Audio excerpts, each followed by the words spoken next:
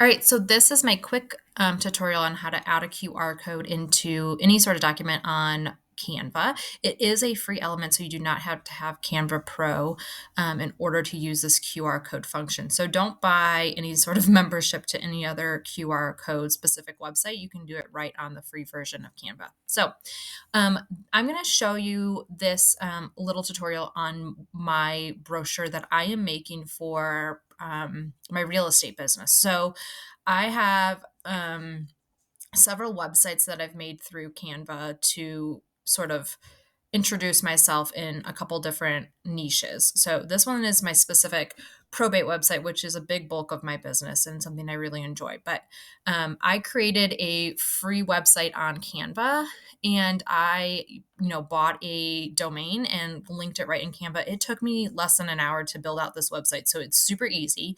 So if you happen to scan this QR code, you will see my website if you want to check it out and the way it looks. So I will just show you really quick that you're going to want to go over to this left hand corner over here in the website, scroll all the way to the bottom, and the QR code should be down there. If it's not, then search within the Canva website and it should pop up.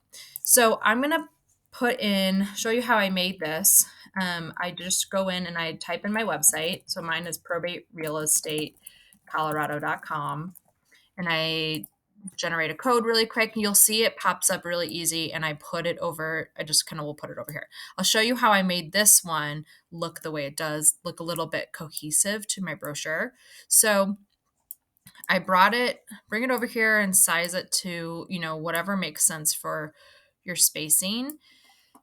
And the way I did this was I pressed on the border and I put the border weight up to like, an 8 or so. That's what made sense. And it's already branded and it matches other elements within my brochure.